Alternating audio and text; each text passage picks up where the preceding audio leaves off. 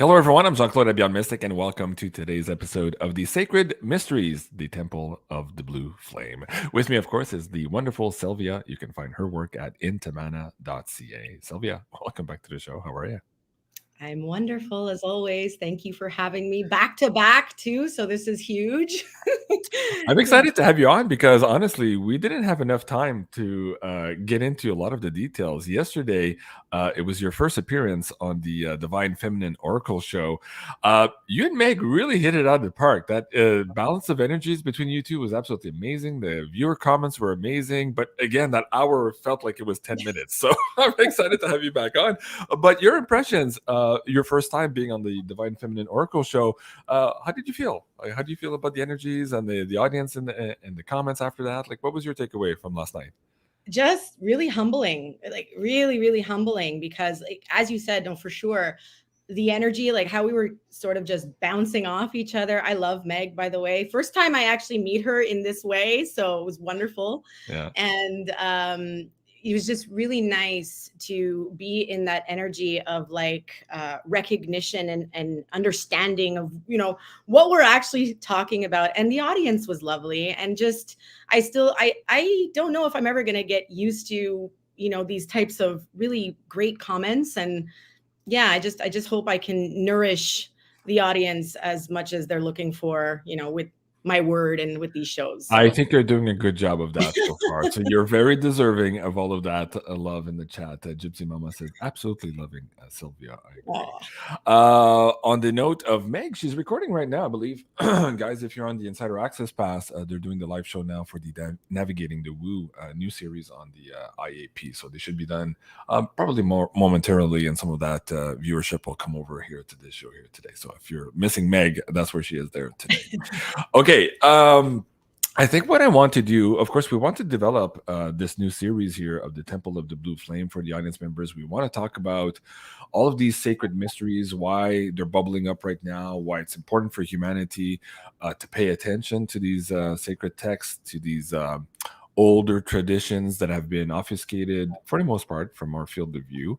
But before we do that, like the overwhelming, I guess, number of emails I'm getting and comments and videos are, we want to know more about Sylvia first, how she made that transition from being a police to a priestess. They're all like really, really, I guess, enthralled for the part that we've shared with them already. So why don't we spend a little bit of time doing that today too, before we go too deep into the sacred mystery schools? Like, who's Sylvia? How does this happen? Like, where's the gulf is very large between being a police officer and a priestess, and it kind of reminds me of me too. I used to be a chief of staff in politics, and now here I am doing. It's a long transition, but the show's not about me today. It's about you. Well, how do you want to start? Well, what do you feel is important to share? Okay, you've also received all of these emails, people asking to know more about you and your process and how you're doing this transition. You're in the transition, like most of us are. Let's start there. Like, I'll give you the microphone here. Let's spend a little bit of time on that. Thank you. Yes, I'm happy to share many aspects of it. And it is really full spectrum. And, we really have to understand that this was truly almost like a 17-year journey. And many, many things happened in 17 years. And in those 17 years, I had several awakenings, right? Through a lot of the systems. I may have mentioned a little bit of that in the first show. But really, I want to take it back right down to the very reason why I even became a police officer was to serve my community, was to serve humanity in some way, right? Mm. So that thread, that current ran through me already as, purpose. And, I can talk for hours about the traumas and a lot of the denser energetics that play out in the institution, especially with the RCMP. I mean, it's blasted all over the news. People have seen it like throughout the years, the shadows of that institution coming up and out also. And yes, it is a vital aspect to my story. At the same time, the healing that I've done to move through that is also really important because that's really what helped me not get stuck there, right? So if I take it back to purpose and service and mission, I had always wanted to be a police officer. Actually, I wanted to go into police technologies coming out of high school. And my parents were like, no way, you're not becoming a cop at 18 years old. It's not happening. Go figure something else out, right? And I'm kind of happy they did that in a way, because I was nowhere near as mature or life experienced at that time, because I only joined the forces when I was about 25 or 26. So between the time of 18 to 25, oh my goodness, yes, that was my first year of policing. Between the ages of 18 to 25, I, explored a lot. I was in and out of college, trying to figure things out, didn't know what I wanted to do, because at the root, I wanted to serve. I wanted to be a police officer. So when I finally got around to it, after a lot of different types of life experiences, and just knowing that I wasn't on the right path there, and I'm not going to lie, there was a lot of shadow involved in that maturity process between the age of 18 to 25, where you're partying in college and you're doing all the things. And I really have to attribute a lot of that shadow and experiencing that shadow to why I could then later on in my career in policing do the things covertly, walk those shadows in a very strategic and more like conscious way, right? Because that really helped the training ground. So getting into policing, here I am, 25, 26. I joined Canada's Federal Police Force, and I just laugh. Oh, here we are. Yes, here we are. And really, again, perspective, level of consciousness, just so proud. I was so proud that I really got to this level. I made it through training. I made it through, just so many different aspects of my life. It was the first time I ever left home to actually go train somewhere else in Canada for 6 months. Like, I had never left home before. Big steps. And throughout that time in policing, it was very multifaceted. As we know, the RCMP offers like a diverse aspect of different kinds of policing, all the way from, what we say sort of like municipal, contract, provincial policing, all the way up to federal and international. And so coming into the RCMP, it was always, my goal was always like, I want to police internationally. I want to be on the biggest drug busts. I want to be undercover in Colombia. That was right. Yeah. And, as we say in policing, full of piss and vinegar. So at that time. That in the army too, for young cadets, all full of piss and vinegar. Let me ask you before you go too far, the emblematic vision for most young Canadians when they think about the RCMP, and of course the namesake says that Royal Canadian Mounted Police, of course, is the tradition of the cavalry, and of course here the representation of that through the musical ride. So one of my buddies was in the RCMP, and his goal when going into the RCMP was to be one day lucky enough to be part of this musical ride and train other people on the horses and the cavalry stunts that they do. Really cool stuff. And there's a location here in Ottawa actually where they do that. So did that ever cross your mind? Did you ever want it to be part of the mounted part of the RCMP? No? I'm not gonna lie, no. Okay. Okay. No. I mean, it's really wonderful to watch because it is a beautiful show. And it is also, I think, like one of the biggest sort of like misconceptions about the RCMP is that, they do their duties on horses. Just like, no, that's our ceremonial. That's for the show. Right, exactly. So no, I never really had an interest for that. Although there were horses involved during the Freedom Convoy in Ottawa, and a few people got trampled by them. So there is that. There is that. Yes. There is that. Yeah. That was a big. Very unfortunate. Yeah, I know. But no, I mean, my goal was like really clear. It was just like I wanted to go in, and I had this. expectation and kind of vision of how I wanted my career to play out. And as anybody can tell you, whether like you are, in a formal type of career or like professional type of career, and especially in the RCMP, it doesn't always work out that way. Just You yeah. kind of have to follow somebody else's orders. Right. Kind of, yeah. So it became very difficult, and there was a lot of mountains to climb, and it was It's kind of tumultuous. like that episode from the last Top Gun movie when Maverick says, "Oh, I didn't think you guys would invite me back," and they're like, "They're called orders, Maverick." Right. So when you're part of that organization, some of Yeah. your aspirations are set aside, of course, to following that chain of command. So that's what you're Yes. alluding to there. Okay. Yeah, and I really relate to Maverick. Actually, I really relate to him. I can understand his like authenticity and truth, and just kind of being like, yeah, we You don't do should be a that. 4-star general by now, or admiral Yeah, by now. Why is that? I don't know, sir. It's one of the world's greatest mysteries. yeah. And there you go. Yeah, yeah, Yeah, exactly, exactly. it's a great movie. Uh, Yeah. So, I mean, I could get into all the different aspects, but what I did really understand was that, every time even if it was just at that level of consciousness, and I was, in an organization, in an institute, and there were like, very strict sort of like over governing or overseeing policies and procedures, every time I set my intention to go in and step into something that was maybe a bit more expanded, maybe a bit more difficult, maybe something that had never really been done before. Also, and I don't want to pull this card, but at the same time, I do have to acknowledge that, at that time in the early 2000s, we weren't like, there's a lot to say about this. So I don't want to dilute it either, but we, from the feminine perspective, there wasn't as much opportunity being, given. And of course, we see how over the last couple of years it's gone to the other side of the pendulum. So Right. that's also not healthy.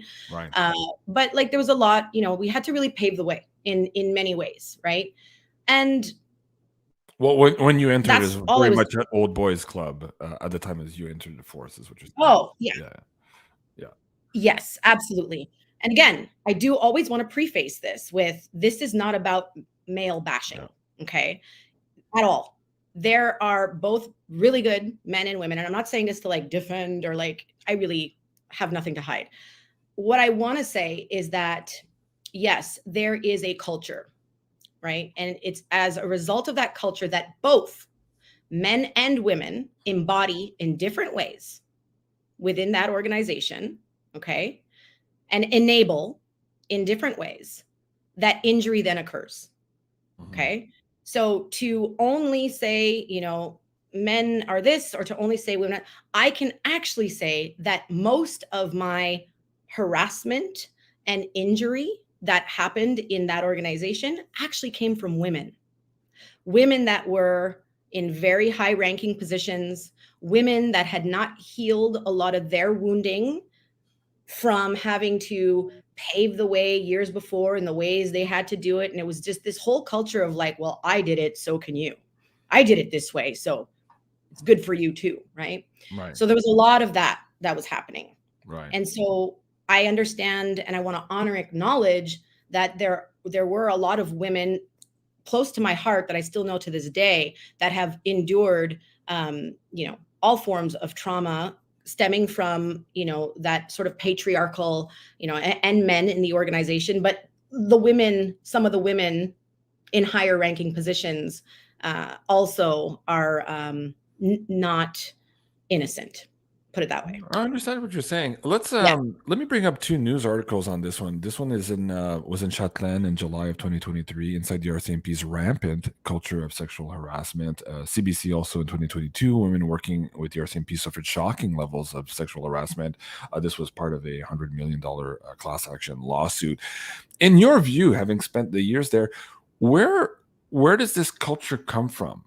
How did, like, can you share that? Like, is that something that you can put a finger on? Because to me, it seems very complex. Like, we see that To some extent in the military. We see that even in municipal forces. We see that if you go back to the earlier days of women coming back to the workforce, Mhm. Mad Men, for example, the series on TV, you could see, well, okay, that was just how it was. If you wanted to be a woman and work in a man's world, you had to accept this type of culture. Where does it stem from in the RCMP or in the police forcing in general? In your view, like what can you share? Yeah, I mean, again, I also want to just say that I haven't been in it like for 3 to 4 years, and I know that I get different um, information coming from like colleagues I still have in there, and so like some things have changed, but a lot of things haven't. And Mhm. where does it come from? I mean, I can go into a whole 3,000-year historical lesson over the toxic patriarch Right, that women also internalize, right. right? So it's not just the men. It's like an enabling of behavior that then gets like inbred into the system. Okay? Like karmic echoes. It's really strange. Yeah, Yeah. because you look at some countries, without naming them, or some very poor islands who have lived enslavement, basically. Yeah. Even though today you would go there as a tourist, you can still feel the echoes of that enslavement, where you see some tourists going back to these same islands who were perhaps the slave masters 200-300 years ago, perpetuating that same trauma. But as to your point, there's a protagonist and an antagonist. Both are involved in that relationship that keeps going on. So that's what you're saying here too. It's more complex than perhaps what the mainstream news Yeah. makes this all out to be. Wow, Very, fascinating. very complex. And Yeah, again, it's not to point consistent blame. I mean, we have the right to be safeguarded and have safe workspaces, yeah, whether you're a man or a woman. Okay. right. And yes, women have, there's a more population of women within these institutions who have been at, the root of a lot of this injury, like not at the root, but you know what I mean? Like they've experienced more injury in that regard, sexual harassment, all the things. Um, what I really want to say is, again, there's a culture of not safeguarding the victim as much as safeguarding, the person who actually does the harm, and Yeah, sweeping that under the rug, and not, and this is a big part of what fed my exit. right. I mean, yes, COVID, yes, the mandates, yes, the jab, but I had already been experiencing a tremendous amount of, I like to just call it corruption, Right. uh, really, and just a bunch of leaders who have no idea what real leadership actually is, because they're actually too afraid Hmm. to make the moral and just decision to remove certain people, right, who are causing this harm in workspaces. Yeah. What did you make? I'm curious. I didn't really think we were going to go there today, but I'm loving this conversation because we're not having these conversations for the most part. Actually, I realize we're on YouTube. We're still good. We're still good for YouTube. Um, What did you make of this story when all of this came out, right? And then realizing that at some point he was one of the pilots for Prime Minister Jean Chrétien at the time. So where was the checks and balances to enable a Colonel Williams here to get into that position of power, to perpetuate some of the horrific crimes he was accused and found guilty of? He's in prison now. And how could it be that he was so close to power again, flying the prime minister around, and realizing that, seeing that, and then applying that to the lens where you were in the RCMP, and then thinking, am I looking at the same type of institutional culture here in the RCMP as we're seeing here on this particular front? Like, how did that affect you when you were in the forces and looking at this culture within the institution? Ah, I love this question, and it is again multi-layered. At that time when that came out, I think my body was already in so much kind of trauma that it was almost like, again, like this dissonance, this cognitive like a freeze Right. of like a non-reactional, like I'm just not shocked by it, Numbed. numbed. Right. You know, Yeah. I'm not shocked that this happens. You know, it's like, Right. it might be shocking to people outside of these institutions, but you're like, yeah, because here's the thing is like, if we take it down to something that's more foundational, you know, these are people like when we serve in these roles, whether that's like military, police, you know, first response, there's so much trauma that happens. And especially when I was in it, the resources are so mainstream and so limited.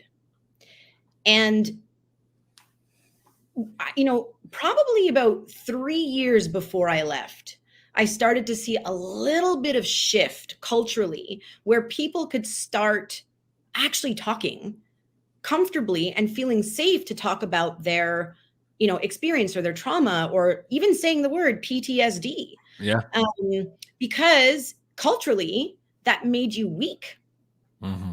So there's a suppression of all form of shadow and energy and grief and fear, and you know there's no room to be able to express that emotion. And on the other side of the coin, you know, of course you're not going to want um, a potential, you know, real emotionally integrated human being to be answering to these massive, you know, crisis and calls and all these things because we want somebody who's going to be robotic. We need that to Yeah. keep others safe, Yeah. right? So It's it's this like weird place. compartmentalization, right? Yeah, Wow. You yeah, mentioned earlier, and a few people in the chat was like, "Oh, I would hate that when women don't support other women," or you said something to the effect that some of the people who had been there before you kind of just told you, "Yeah, don't complain. This is how it is." Not just with sexual harassment, but generally speaking, the culture of women having to be twice as good as men to be accepted into the force, and even at that, you wouldn't be served with some of the same opportunities that other men in the force were being served, and all that. Um, that's interesting because it brings you again to that big wound and that core wound and that inability to speak it out, as you just said, speaking it out and verbalizing it and trying to deal with the cognitive dissonance of, wait, is this normal? This is not what I expect. You were immediately yeah, put on the side of, okay, well, that's weak. You're weak. You're complaining, right? So it kind of like breeds this kind of culture where nobody says anything, and that's not healthy at all. And that further, I'm assuming here, based on what you're saying, that further exacerbated your own mental process of, wow, I want to serve. I have an overwhelming desire to serve and be there for people and for fellow Canadians and for my children. Like, right, if you look at the bigger overarching reason why you're doing this is to create a better world for your children. But yet, whoa, what I have to go through to do that, I'm not sure there's a cost benefit ratio there that I can accept, right? And that's when your brain starts to think, maybe I'm in the wrong path of service. Let's yeah, start sharing that with the audience members, how yeah. you go through that process to eventually saying, I need to leave this. This is not for me. Go ahead. Yeah, yeah. I mean, you know, now looking back and watching how, you know, expression is so suppressed, right? I can literally attribute it to, you know, witch wound. We want to call it witch wound, or we want to call it like fear of prosecution, or, you know, Yeah. sister wounding, or like really that's, you know, the women not supporting women, or the betrayals among the women. It literally, if you take those examples and those experiences and you just rewind 400 years, the church was doing it to mass villages across Europe. It's the same pattern. Yeah. Okay. So, really, when I started exploring holistic modalities through my own, like, you know, trying to heal from PTSD, the methods that I was exploring at that time, whether that was, you know, mindfulness and, you know, better nutrition and, you know, really understanding, you know, my nervous system and plant medicine and all of these aspects, when I started really exploring that, obviously it opens a lot of floodgates. Like it opens the door to a whole other world that is hidden from you. Right. And as I started exploring this, like about, you know, 10 years into, no, I would say like it was about 10 years. So yeah, about 5 or 6 years into my career, right, I started exploring all this, Right. and I could just see the patterns so clearly. But before I could leave, before I could find purpose at a expanded degree, I had to heal the internalized patriarch within me and how my behaviors supported and enabled Enabled. Yeah, I was gonna say. Yeah. that, Yeah. right? And this is a huge trigger for women. Like, Just you saying that, people will say, "How dare you say that? You're an enabler," exactly. right? Exactly. But Huge trigger for women yeah, because yeah. we really don't understand the depth of the programming, right? Mhm. And I want to say again, and I will say this all the time, I repeat it, men have also been injured in a different way Yeah, by those toxic patriarchal systems, yeah, okay? Just in a different way, two completely different things. And men hold the witch wound yeah. because the witches, which I like to say the women that were, dragged away, enslaved, burnt at the stake, whatever, had families, had husbands, had brothers, had uncles. These men had to watch these women die, And some of which the men's also had to kill some of these women's, much to their chagrin. They were being ordered to do so also. So there's that wound also. There's two sides there. for Yeah. sure. Agree. Yeah. And we carry this Yeah. epigenetically. Yeah. We carry these memories epigenetically. It's literally science. Yeah. Okay. So all this to say is that when I started awakening and opening and healing and doing the things, and I could really understand that there was obviously a better way of healing, there was a better way that was more integrated and more holistic. I started using my voice a bit more. I really became, in many ways, sort of like the black sheep. Yeah. And I wore it. And, at that level of consciousness. And yeah, I mean, it was tough. It was really, really tough. I got to a place in my career where, again, it was a constant walk around the spiral path, like a constant. It was just like dealing with this trauma, revisiting it again years later. Okay, how is this now, from a different perspective, helping me expand?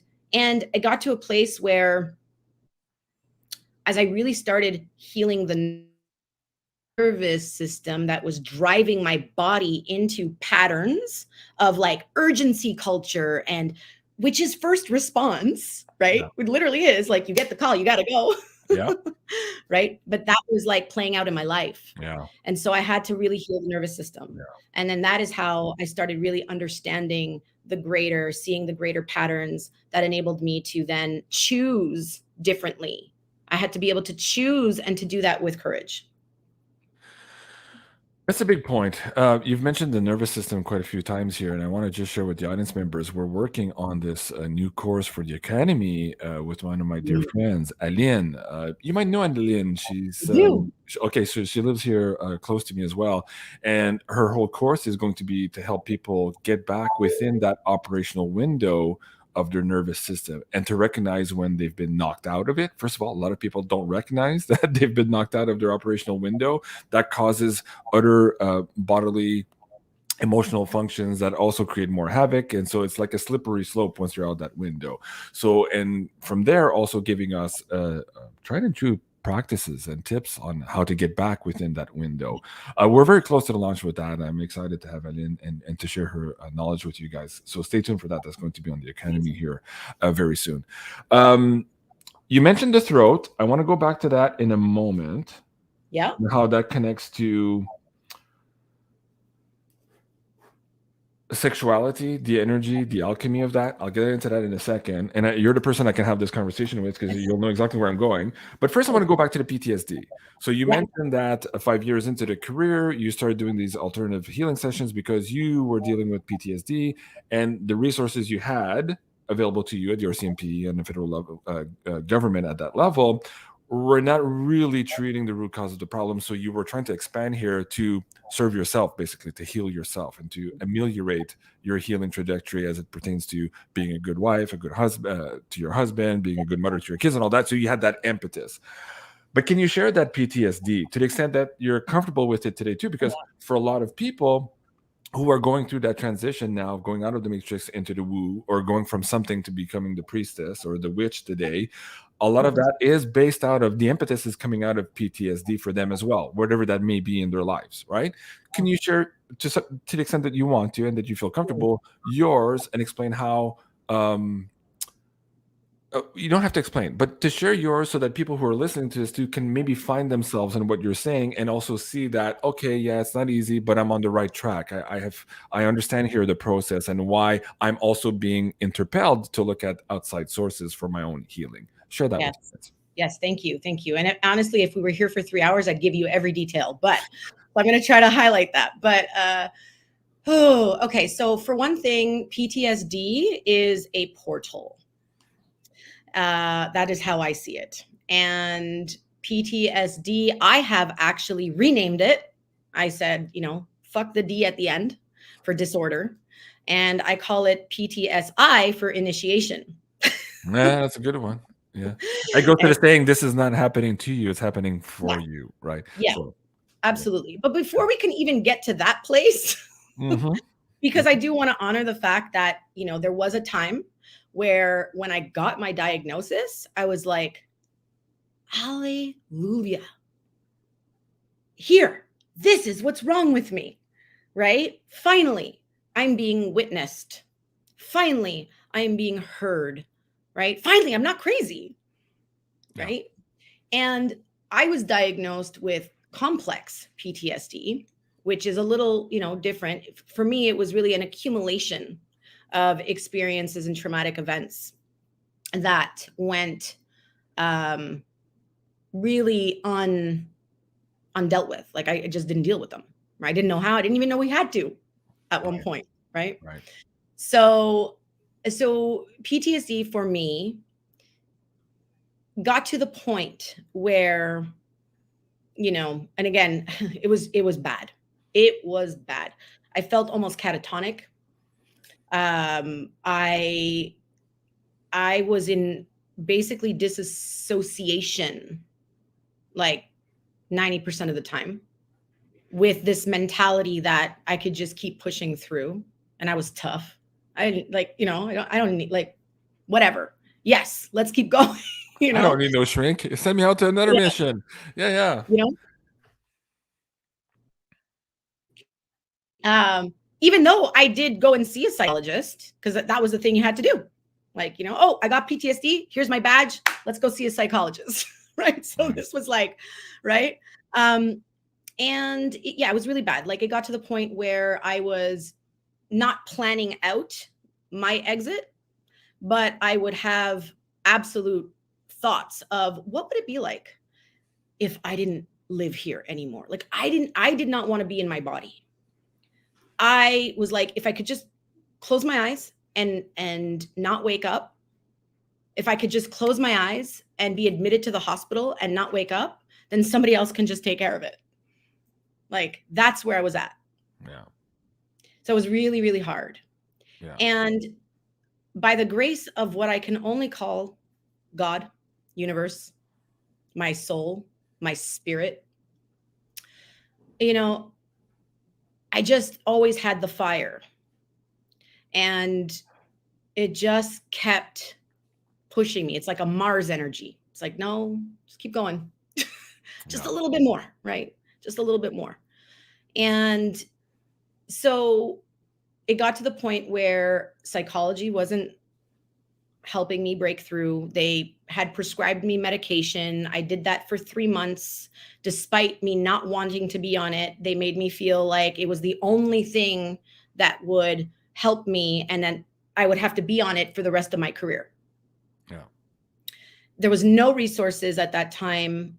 We did not have a peer-to-peer, establishment at that time the way the RCMP has now, which is also really overrun and like with really good people that want to help, but there's like no capacity because it's like an epidemic of mental health issues. Yeah. Okay.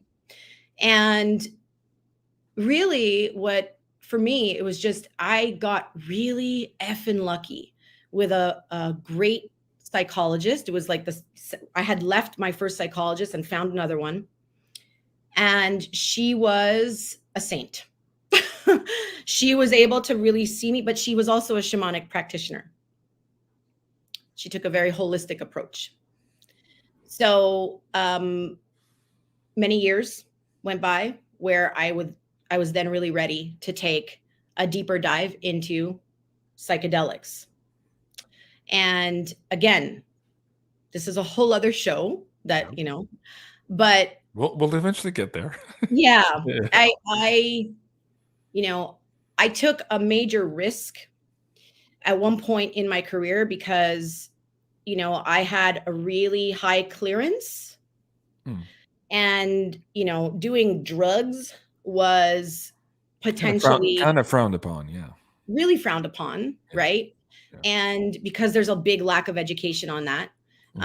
Thank God we've evolved the last 3 or 4 years, and there's way more like information and education out there to show just how, how would I say, supportive this modality can be done in the right way. Right. Okay. So I took a big risk and I said, screw this shit. Either I'm going to jump off a bridge or I got to save my own life. And if I lose my job, at least I'm still alive because nobody's going to save me. Yeah. Yeah. That risk reward equation again was pushing you out Right. there to do different things. Yeah. Okay. So I know part of the things that tripped you up into the PTSD. We don't need to get into that today too. Some of those things that you were subjected to and some of the roles that you played were absolutely horrific to see. But just people watching the mainstream news today and the lists coming out, we're still on YouTube here, you'll understand to the extent here of some of the things that Sylvia and her cohorts had to deal with. So again, no surprise to see that shock and that not just PTSD, but what you just said, like almost a compartmentalization of becoming numb to the whole world and having to compartmentalize all that and still show up for work the next day and show up to the next call. I mean, the stress that must take not just on the physical body, the mental body, but the spiritual body is absolutely incredible, to say the least. Let's switch gears. Let's move a little bit forward here.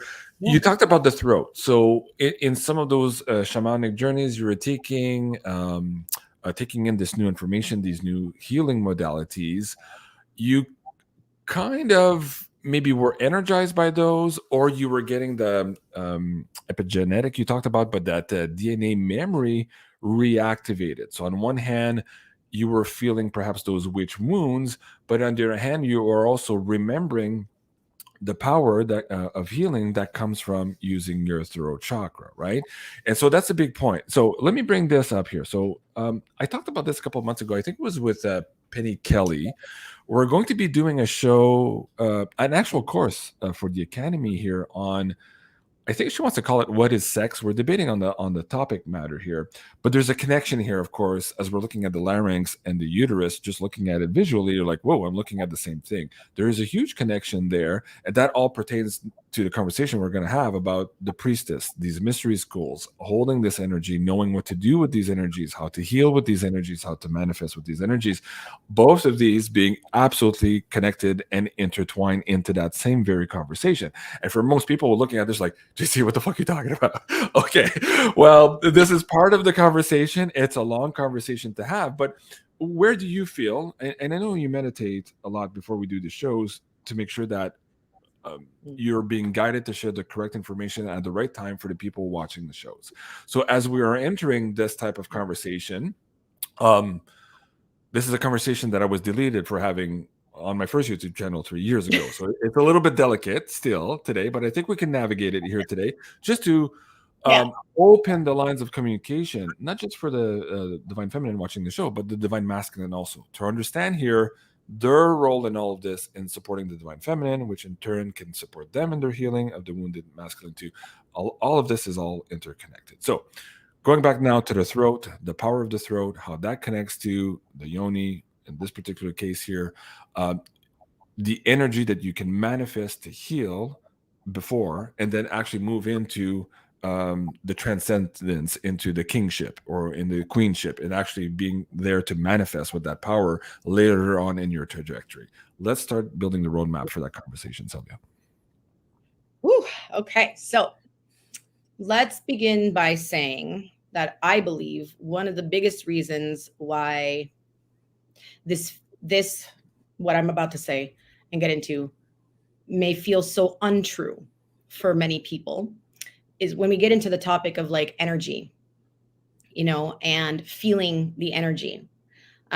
Oftentimes, we have to be really attuned. And in order to be attuned to being able to even sense or feel our energetic self, we can't be overridden by our nervous system. And so if you look at culture and our collective today, how many people have dysregulation? Like most of us do, right? Most of us do. It is embedded in the culture, right? We're constantly like squirrel this, squirrel that, like online this, online that, like just go, go, go, go, go. Like energy, especially when you start to work with it and to understand it, it is just like spirit, just like it's the sensory aspect. It's so subtle. It's delicate. It's subtle. Okay. So many people have like no idea, like, what do you mean? Like energy and like, right. Okay. So It's just all remember, woo woo. right, right. But it's real. Every single thing Yeah. is energetic. Everything that is manifested into the physical, like began in an energetic realm, right? We know this. Okay. So getting back to let's just start with the sacral, which is where the womb is, the uterus or the hara for men. And understanding that that energy center is where we harvest and cultivate. I don't even like saying the word harvest. I don't feel like that's a good word. Let's scratch that. We cultivate. Let's cultivate. It's where we cultivate our life force, our chi, right? Our eros, which again, just that word has been corrupted and over sexualized. Yeah. Okay. So, what we're actually talking about is how we can create more life force, right? Through our sacral energy center, right? And how that life force gets moved up and around. And because it's creation, right? It doesn't only have to be used to create humans, right? Again, multi-layered. Okay. So, and I don't want to dilute this either because it's such a rich topic, but It's an I also, entry in the conversation. Don't yeah, feel yeah, that you feel guided to share today, and we could always build on yeah. that conversation as we I move just, forward here. Go ahead. yeah, I just want to give this as much integrity. I don't want to dilute it. Yeah. But so if we can appreciate that, like, our pelvis, when our pelvis actually gets really tight, it actually affects our jaw. We have energetic tantric lines that move and that are like, move from lower to upper in different ways through the heart, through all the energy centers. And when we can actually really start to come into deeper presence and deeper stillness with a regulated nervous system, right? Where we can move our mind out of the way and really be embodied and feel the energetics of our body. This is where the mind, you can task the mind versus being a slave to it, right? And where we can task the mind because it's a beautiful thing and we don't give it enough credit because there's so much like talk about ego bad, right? But the mind is a beautiful tool. So if we can focus in on that energy and focus in even in just like visualizing the still point of the womb, right? And focusing in on like the energetics of the ovaries, or, whatever else, the cervix, like bringing a lot of that energetic up and through, right? It helps to open the heart. It helps to open the throat, right? But then we have to embody the energy. So it's not just about like meditation and visualization. It's about physically, harmonically using the voice and practicing expression. Does that feel like it's a good place to start? Absolutely. Okay. You hit it. You hit the nail right on the head with that. I love that. And so too comes the responsibility. I had an interview with Dr. Richard Allen Miller maybe 2 years ago, and he told me, he says, once man realizes the enormous responsibility, and when he said man, he meant men and women, Yeah. the enormous responsibility that comes with the thoughts they entertain at orgasm, Mhm. suddenly all of humanity will change, right? So you're describing here how this energy, yes, it's a technology. We can create babies with it, right? Yeah. But we can create reality with it also. And this is what, so this episode is called the Sacred Mysteries, and we're talking about these mystery schools around the world. And some of these mystery schools around the world are, in a sense, withholding some of this information from humanity in what they believe to be a righteous effort in holding the information until such time as humanity is ready to hear it. There are other mystery schools who are sharing some of these technologies with some people on the planet who perhaps should not have access to this technology. They're using it to enslave and trap and further Absolutely. put people in the matrix. We're seeing that now. So these conversations are absolutely important. So on one hand, we'll hear this and there's a tendency, and this is why I want to have the conversation with you.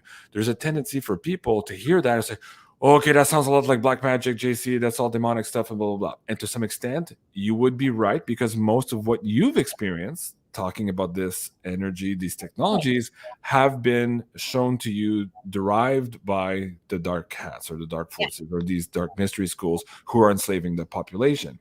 Yeah. But you have to understand that in the beginning, from the offset, this technology is a technology of creation, and it is very much from the light. Okay, so it can be used for the dark, and it has been, and for the most part, until humans realize that they have the power within and they can use that light for themselves, as opposed to sending that energy to a dark force that's enslaving them. It's game over. It could really change it. So that statement from Dr. Richard L. Miller really hit me. And at that time, we also got deleted, I think, for that episode. There was something else in that episode. So, anyways, we're treading carefully here on YouTube. But that's how important these conversations are. And that's why I'm very vigilant about having them on YouTube and on Rumble, but with the right people, so that we can connect and hit the frequencies during our conversation to bring you closer to the light understanding of where these mysteries come from, as opposed to the fear, the anxiety, the stress that's attached to whatever's leaked into the public because of the dark side using these technologies. So, Yeah. having said that, do you want to add to that sentiment, Sylvia? Because this is when you go through these mystery schools and these practices, when you're indoctrinated into these priesthood, that's the first thing that they talk to you about, is this black and white thing, and how we really want to avoid that and stay clear of the fear factor that's attached to it when you're now tasked with teaching it as a priestess. Yeah. Talk about that.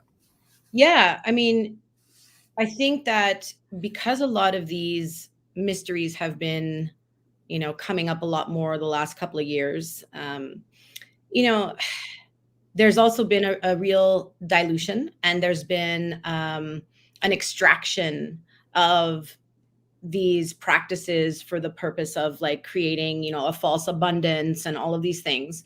And because again, like we don't actually fully know.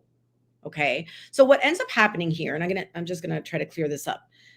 There has been for the longest time this, again, over sexualization of the feminine, even within the mystery schools, right? Mhm. So it's like automatically so many people think like, oh, I mean, if you're a priestess, that means you're a sex priestess. If you're a priestess, that means that it's a prostitute. Yeah. No, because there are many ways to priestess.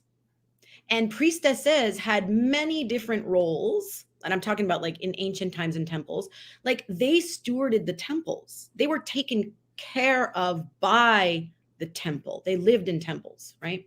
So, but they had many different roles. And so it's not all about, the sex priestess. What we're actually talking about a lot of times is earth-based eros.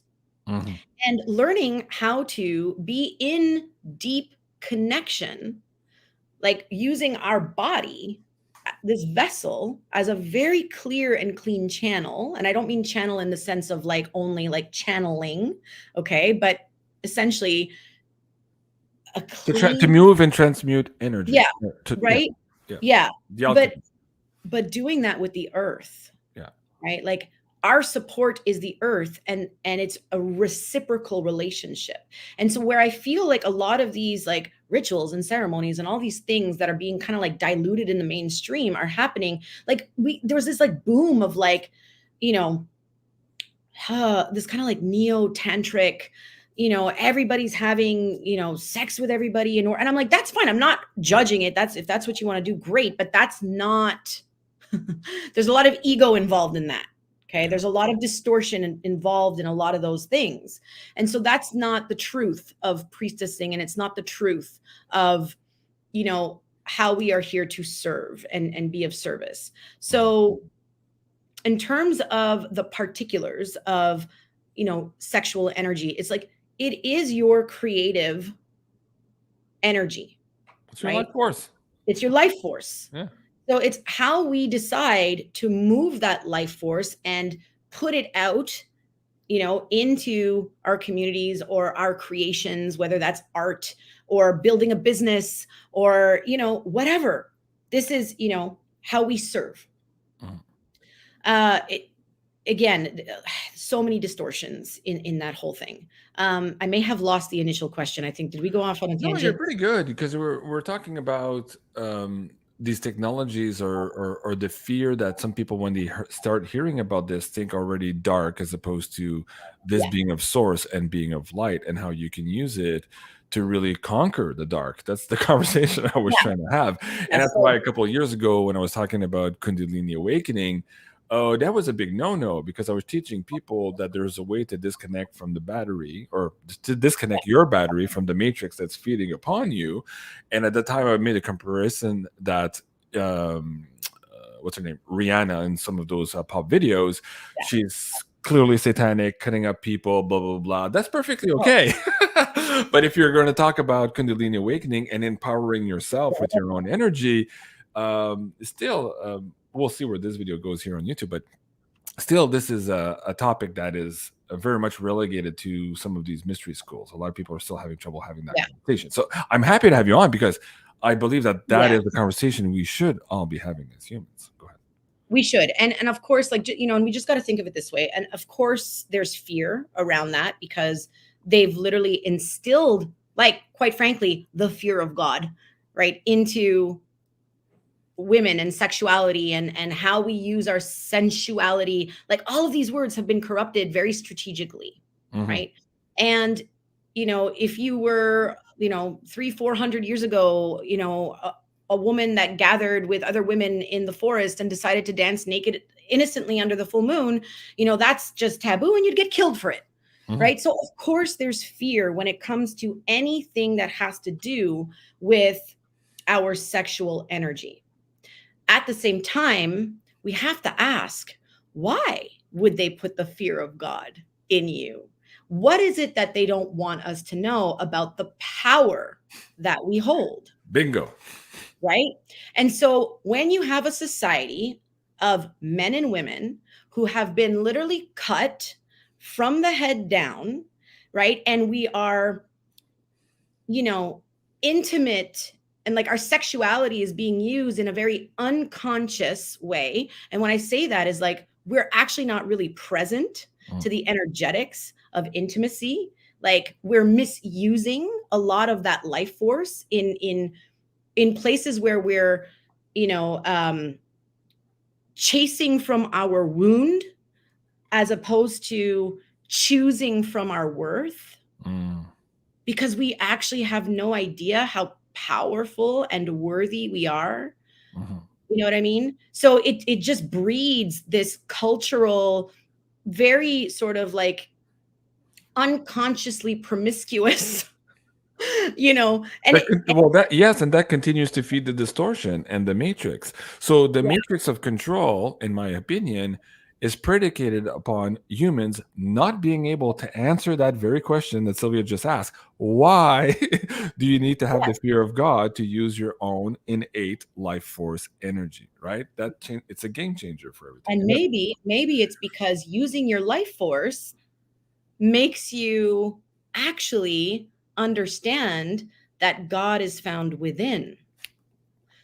And, call it universe, call it goddess, whatever you want to call that source from a non-religious perspective, okay?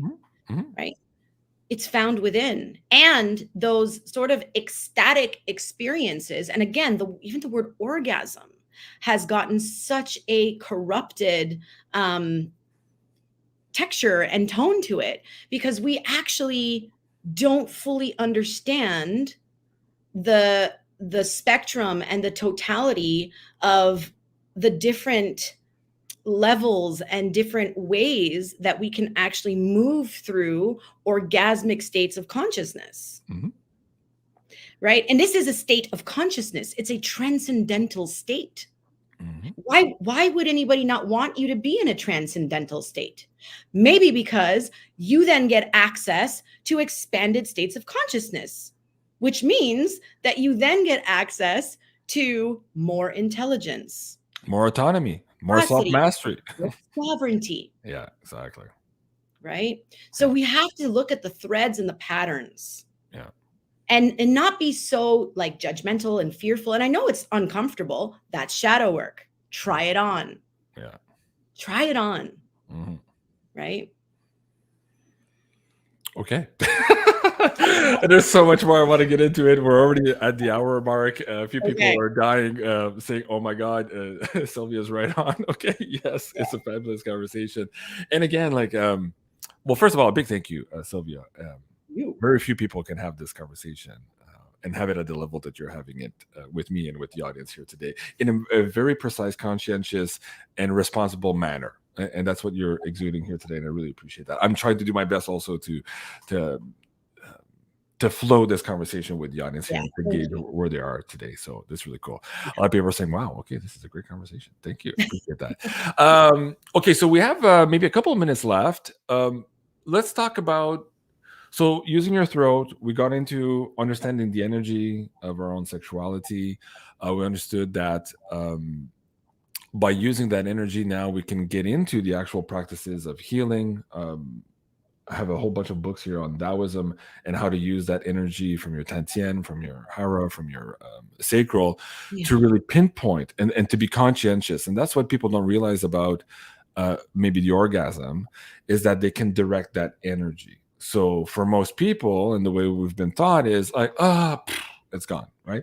And so if you're going to be conscientious about this friction that you're creating, which is bringing more energy to your Tantien, and you decide where to put it with what intention, energy flows to where your intention goes, right? Yes. Speak about that also in the healing process. Again, showing people here that although a lot of this is still being used and it's being distorted by the dark side, and we don't need to get into adrenochrome and the baby stuff. Okay, I do. What I want to say about that is the cheating way.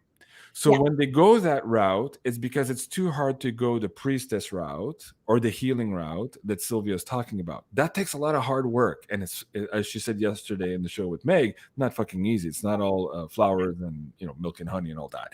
There's a lot of hard work. So for these people who want to use this technology, it's much easier to take it from other people. And that's what we're talking about when we talk about these lists that are being uncovered and these tunnels that are being uncovered, and that's a whole other thing. So you can see that's why they're using that energy, but they're using it from a dark perspective and also taking it from others. What Sylvia is trying to explain here is that, first of all, the technology is real and it is rooted in light, and we all have it inside each other. to manifest and to use that responsibly. But again, we have to start with those conversations. Maybe I can ask you this: where do you feel some of the mystery? You kind of nodded earlier when I said some of the mystery schools are, from their perspective, withholding this information until such time as humanity is ready and they feel they're doing the right thing. And Yeah. I know some people would say maybe they waited a little too long, JC. Some other people would say no, actually, it was really justified. When you see all the humans who took the injectables without any questions the last couple of years, maybe they are not ready for that too. So the debate goes both sides. What's your feeling, and what is the feeling of some of this sisterhood that you're talking to about the withholding or versus the sharing of this technology and this information to humans at this time? Yeah, I mean, I kind of have to. Okay, I think yesterday in yesterday's show, I mentioned a little bit about how Aquarius and how, and AI, and how I feel that humanity is still really immature. Like Hmm. we haven't actually like emotionally developed enough to be able to actually input um, heart-centered only information that doesn't come from like an egoic extractive place into that AI technology. Like, does that make sense? Right. So I do feel like, there's the truest mystery schools. Okay. And part of the lineage that I have the blessing to have rediscovered again in this life. um, there's again, a big reason why we had to go into hiding, and we were siphoned and enslaved. There was, again, it's, we talk about the temples after the templates turned. A lot of these temples got overrun and the priestesses were truly enslaved, Right. uh, because they siphoned that skill and that knowledge and those techniques and that energy off of them, right? And it goes far beyond just energy. It goes into like a lot of the blood mysteries too, and again, very very specific things. Number one, there's a population of people that will never be able to actually hold this understanding as true. Part of the mysteries is the mystery is there to be experienced. I can write it all on the scroll. I can write a book about it. I mean, they're all really good pieces, and I can even guide and teach you. But unless you are personally, your soul is experiencing the initiations and how you move through these initiations, that is the only way to fully understand like the gift of grace from God and Goddess. And it is such a deep blessing that you hold that with so much integrity, or you would hope people do. And this information is not, it is not for everybody, because like you said, it does get into the wrong hands, it gets misused. People have not done the kind of healing or understanding within themselves that they then use this technology to literally extract from the feminine force, and you can, that's multi-layered. Look at, what humans are doing to the earth, extracting from the feminine force, extracting from nature. Like we literally, there are human beings extracting that energy for the purpose of like abundance, right? And that's what a lot of these like mainstream teachings are teaching right now, is like, you can use it, you'll go get a bunch of money in abundance. It's like, no, it's actually supposed to be in service to the earth and nothing else. Hmm. Like it's in service to the earth. That's the priestess is in service to Gaia, right? And all of these rituals and things that we do, they're earth based first. So there's not a lot of people that can hold and understand, and so it had to be hidden. It had to be hidden to safeguard, right, some of the, like, again, a very advanced technology that is found within it, and we're moving towards now this evolution. This is why I'm like, it's so important to do your healing work, Hmm. right? Because if you want to get to a phase of consciousness where you can actually experience what your fucking built for. You know, we literally, it starts with the nervous system. The nervous system at the base of the sacral, right? It starts there. And if we have an overrun nervous system, which again, most of society does, they cannot even hold the energetic. They you won't even understand it. Mm-hmm.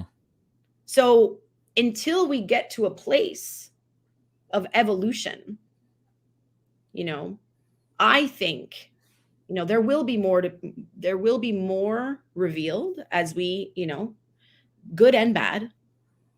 But this is why it's so important to do the work, like the real alchemy, like not just the cognitive. Mm-hmm. In Yeah.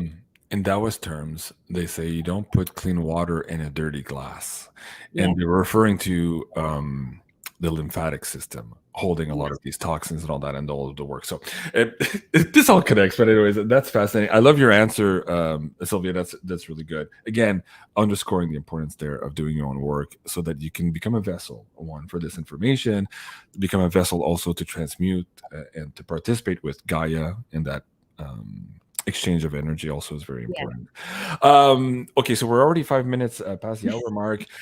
Still a lot of people asking from last night's show if there's still some spots available if they want to work with you here to do the Sapphire Flame session. What does the calendar look like now here? And also, people were asking earlier in the chat if there's still spots for your Egypt tour coming up. Speak to both of those. I am okay. So Sapphire Flame, I definitely have a couple of spots open. I reopened a couple of spots in February. Okay. Um, but again, from March to April, I'm in Europe and I'm in Egypt. I'm doing all the things. Somebody's just, oh, that's you. Okay. Yeah, I'm typing in Yeah. the link. Yeah. And I do have one spot left for a one-to-one mentorship. Okay. But other than that, I have to close it down. Right. And for now, I know we talked about the potential group stuff later on. Yeah. And for Egypt, my God, honestly, if I could do a second retreat, I know you're laughing. I have had such I kind of told you the other day you might want to be there and do oh my two different groups gosh, back to back. There's just going to be so like much demand. like it's so amazing to see how much interest and like real interest, like, you know, not just Serious. yeah. Yeah. So yeah, we're pretty full right now. I said I was only going to be taking 10 to 12 max. So if there is like another, let's say 5 or 6, I would definitely consider potentially doing like another one sooner than later, put it that way. Okay. So that could be something. If people want to just like email me with, you know, their interest and this and that, like I won't create anything unless I have like an actual like real interest. But Right. I understand and I want to honor the call to Egypt right now. There's a reason for this particularly to be doing and hosting a lot of like intentional ceremonial aspects and prayer on lands that are also very close to a lot of difficult conflict. For sure. It's so For sure. yeah. Wow. Beautifully said. Thank you so much. Guys, again, if you want to find more on this amazing Sylvia, you can find her at intamana.ca. Thank you so much, Sylvia. Beautiful conversation here today. I'm excited to have more, and I'm realizing, well, something was itching at me a couple of months ago to have you on the show, and I knew we were ready. Our audience is ready to have these conversations, and judging by the response you're having, we need to have more of them. The question is whether or not we'll continue on YouTube for the next episodes, or we'll just leave that to Rumble just to be on the safe side for the rest of our programming. Still some difficult subject matter for sure to get across to the audience, but by and large, our audience members, from what I can see from the comments, they love the conversation. So let me know, guys, in the chat. Conversation today, you want to hear more about that? Let us know if we did a good job explaining here the trajectory from the police to the priestess, and also how all of this energy that is within us, in our power, our life force, how if we only tap into it consciously and with intention, things can change for us in a very, very big way, if only to heal to begin with. But once you've done that, imagine the possibilities moving forward to manifest this world Yeah. that we want to create for ourselves. So a big thank you to everyone watching us. A big thank you to you, Sylvia, of course, and Thank you. the Sacred Mysteries and the Temple of the Blue Flame. I love you guys. Please join us again this evening at 8 o'clock Eastern for the next edition of the Beyond the News, a win for freedom. You don't want to miss that episode. All right. I love you guys. I'll see you later at 8 o'clock Eastern. Take care and au revoir.